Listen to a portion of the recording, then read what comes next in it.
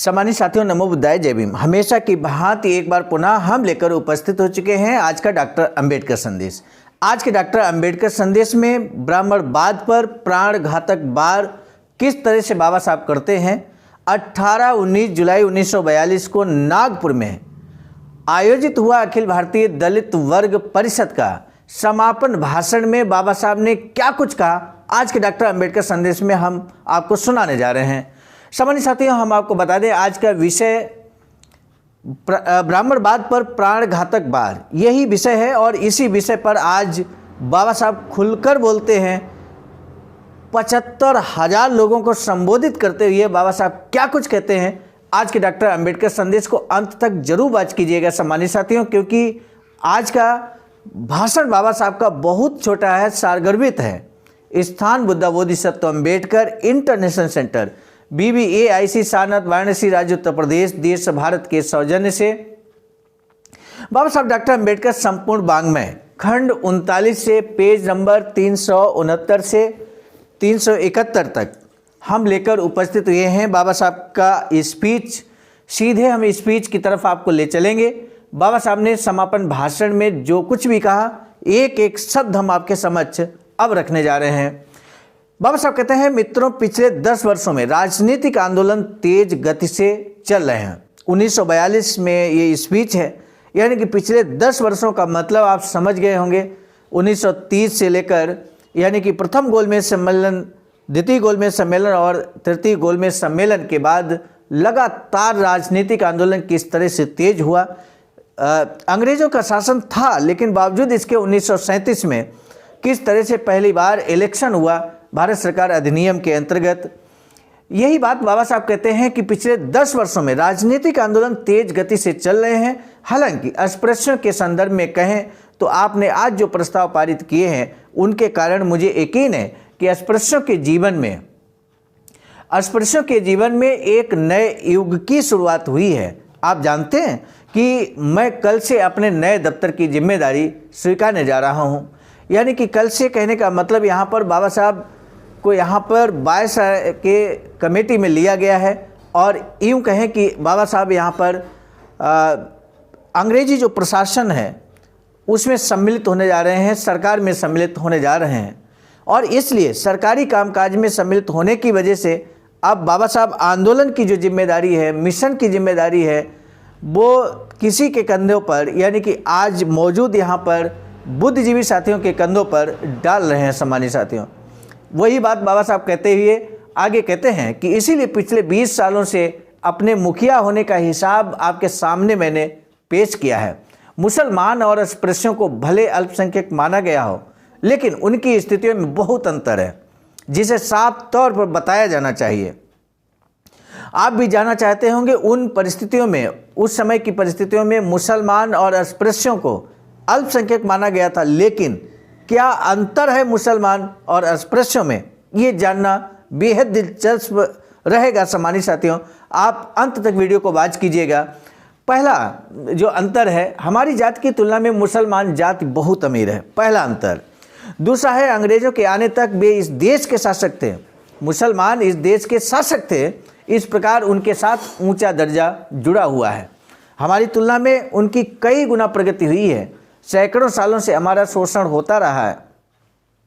हमारी आर्थिक स्थिति अत्यधिक दरिद्र है। केवल जनसंख्या के सहारे हम अपनी तुलना मुसलमानों के साथ नहीं कर सकते। शुरू से हमें पूरी तरह अपने आप पर निर्भर रहते हुए काम करना होगा। हमें अपनी जाति का उद्धार करना है। मेरी इस नई नियुक्ति के कारण अपनी जिम्मेदारी मुझे किसी और को सौंपनी पड़ रही है। अधिकार पाने का मुझे कोई चाव नहीं है, मैं इसके बगैर भी ठीक था। केवल डॉक्टर अंबेडकर और सांसद डॉक्टर अंबेडकर में कुछ फर्क है, ऐसा मुझे नहीं लगता। मेरी नियुक्ति के बारे में अधिक महत्वपूर्ण एक बात जो मुझे लगती है वह यह है कि गवर्नर जनरल के एग्जीक्यूटिव काउंसिल में दलित प्रतिनिधि के लिए एक जगह रखनी ही चाहिए, ऐसा अब तय हो चुका है। यानी कि ये बहुत बड़ी जीत बाबा साहब समझते हैं कि यहाँ पर गवर्नर जनरल के एग्जीक्यूटिव काउंसिल में दलित प्रतिनिधि को रखा जा रहा है। ये बहुत बड़ी जीत है अस्पृश्यों की। बाबा साहब कहते हैं ये ब्राह्मणवाद के लिए प्राण घातक मुक्का है। मेरी नियुक्ति का यहाँ महत्व तो है। इस तरह का चलन ब्राह्मणवाद के लिए बिल्कुल हितकारी नहीं होगा। मुझे लगता है कि ये अस्पृश्यों की बहुत बड़ी विजय है। कई लोग हैं जिनकी मेरे बारे में अच्छी राय नहीं है। पढ़ने में समय व्यतीत करते हुए अकेले जीवन बिताना मेरा स्वभाव है। यानी कि बाबा साहब का व्यक्तिगत अगर स्वभाव, आप जिस तरह से बाबा साहब को मानते हैं, डॉक्टर अंबेडकर संदेश को सुनने पढ़ने का यही सबसे बड़ा नतीजा है, सबसे बड़ा बेनिफिट है जो हम कह सकते हैं कि आप बाबा साहब से हूबहू परिचित होने की कोशिश कर रहे हैं। आप बाबा साहब से परिचित हो पा रहे हैं। बाबा साहब कहते हैं कि पढ़ने में समय व्यतीत करते हुए अकेले जीवन बिताना मेरा स्वभाव है। मेरे स्वभाव के बारे में कई लोगों को लगता है कि मैं लोगों के साथ ठीक से पेश नहीं आता और उन्हें टालता हूँ। मेरा बर्ताव इस बात का सबूत है। मैं यकीनी तौर पर आपको बताना चाहता हूँ कि किसी का भी किसी भी तरह का अपमान करना मेरा उद्देश्य नहीं होता। मेरा जीवन बेहद सीमित है। मैं बहुत कुछ करना चाहता हूँ लेकिन मेरी मदद के लिए कोई नहीं है। बहुत से हिंदू लोग मेरी तरफ दुश्मनी की नज़र से देखते हैं, कहते हैं कि उनकी भावनाएं आहत हों। इस कदर में कठोरता से बोलता हूँ, लेकिन मैं जानता हूँ कि मेरा हृदय अत्यंत कोमल है। बाबा साहब कहते हैं कि बहुत से हिंदू लोग मुझे दुश्मन मानते हैं, लेकिन क्यों दुश्मन मानते हैं? क्योंकि बाबा साहब डॉक्टर अंबेडकर ऐसा बोलते हैं कि उनकी भावनाएं आहत हो जाती हैं। तब बाबा साहब कहते हैं, लेकिन मैं जानता हूँ अपने आप को कि मेरा हृदय अत्यंत कोमल है। मेरे कई मित्र ब्राह्मण हैं, हालांकि मैं मानता हूँ कि कोमल हृदय के इंसान को भी सत्य कह ही देना चाहिए। अपने भी बंधु बांधवों के साथ कुत्तों से भी अधिक बुरा व्यवहार किया जा रहा है और उनकी उन्नति के सभी द्वार बंद हो चुके हैं। ये देखते हुए भी हिंदुओं के साथ मेरे दयालु व्यवहार करने की उम्मीद कैसे की जाती है? मैं जानता हूँ कि हिंदुओं की वर्तमान पीढ़ी ने कुछ नहीं किया है। हिंदुओं की वर्तमान पीढ़ी ने कुछ नहीं किया है, इसीलिए अपनी भावनाओं को काबू में रखते हुए मैं अपने दुश्मनों से सम्मानपूर्वक व्यवहार करने की कोशिश करता हूँ। बाबा साहब आगे कहते हैं कि विरोधकों के साथ मैं कभी दुष्टता से पेश नहीं आता, लेकिन उन्हें उनका अपराध भाव कोसता रहता है। मेरी पक्की राय है कि इस दिशा में हिंदू, मुसलमान और दलितों के बीच राजनीतिक अधिकारों का समान रूप से बंटवारा होना चाहिए। 3 लोगों के बीच समान रूप से बंटवारा होने की बात बाबा साहब कहते हैं, हिंदू, मुसलमान और दलितों के बीच। बाबा साहब कहते हैं हिंदू और मुसलमानों के साथ दलित वर्ग को भी प्रशासन में समान अधिकार मिलने चाहिए। बाबा साहब के इन लक्ष्यों को आप देखिए, कितने दूरदर्शी थे ये लक्ष्य बाबा साहब के। बाबा साहब चाहते थे कि दलित वर्ग को भी प्रशासन में समान अधिकार मिलने चाहिए। हर क्षेत्र में समान अधिकार की बात बाबा साहब ने की है। मेरे साथियों, आप ही बताइए कमेंट सेक्शन में जाकर कि क्या बाबा साहब जैसा चाहते थे कि प्रशासन में दलित वर्ग हो, हर क्षेत्र में दलितों का प्रतिनिधित्व हो? क्या ये सपना बाबा साहब ने हम सभी के लिए साकार किया या नहीं? क्या हम सभी प्रशासनिक क्षेत्रों में जा रहे हैं या नहीं? और यदि जा रहे हैं तो हमारा क्या दायित्व बनता है? क्या हमारा दायित्व ये नहीं है कि हम बाबा साहब के अधूरे मिशन को पूरा करें, डॉक्टर अंबेडकर आंदोलन को आगे बढ़ाने का कार्य करें? क्योंकि आज बाबा साहब के त्याग, समर्पण, बलिदान की बदौलत हम हर उस क्षेत्र में जा रहे हैं जैसी कि परिकल्पना बाबा साहब ने की थी। न सिर्फ परिकल्पना की थी, बल्कि इस हेतु बाबा साहब ने जीवन पर्यंत संघर्ष किया। मेरे साथियों, बाबा साहब कहते हैं इन 3 खंभों के सहारे ही भविष्यकालीन संविधान सही तरीके से कार्य कर पाएगा। 3 खंभों के सहारे, ये स्थिति प्राप्त करने के लिए आप सभी को एक झंडे के नीचे इकट्ठा होना पड़ेगा, एक ही संगठन बनाना पड़ेगा। अब जो अधिकार हमारे हिस्से आए हैं वे संविधान के जरिए हमें नहीं मिले हैं। इसकी इकलौती वजह है कि हम अभी तक संगठित नहीं हुए हैं।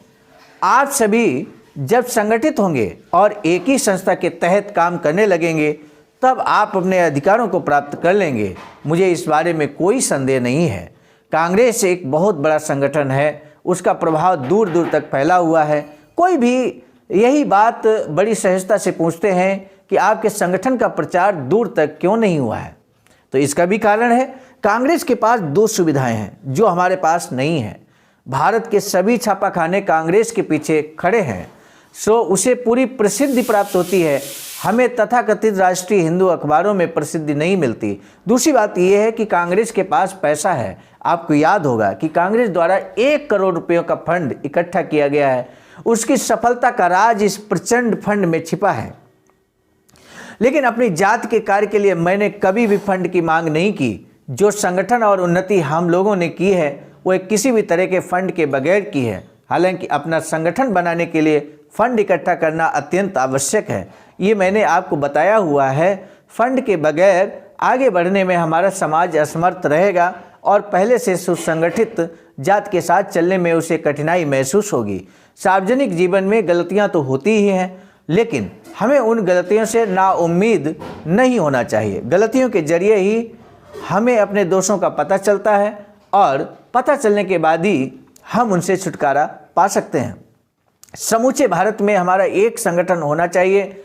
ये आपने जो प्रस्ताव पारित किया है उसे देखकर मुझे बेहद प्रसन्नता है।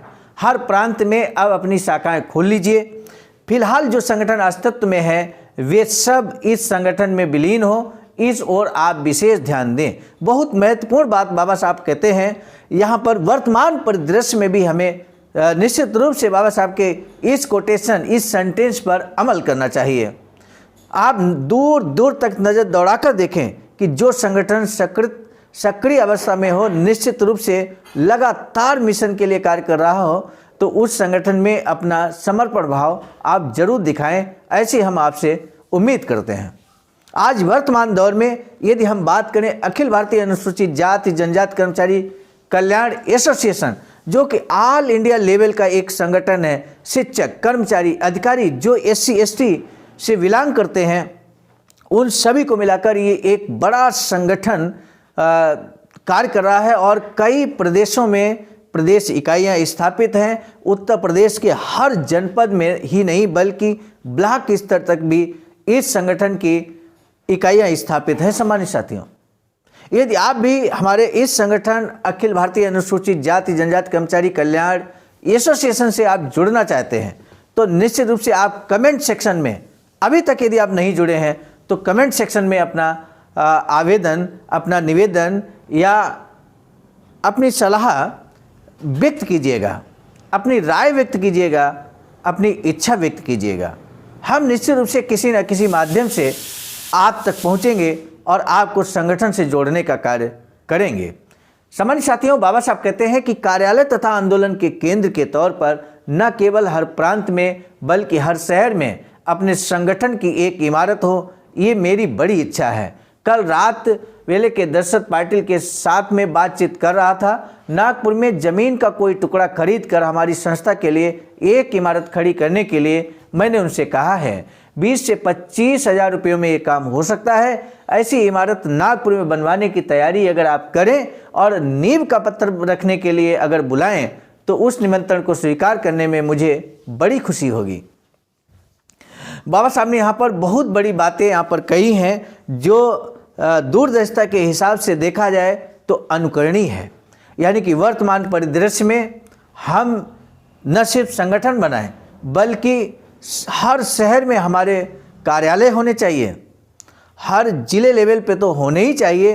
इस तरह की इच्छा बाबा साहब ने व्यक्त की है।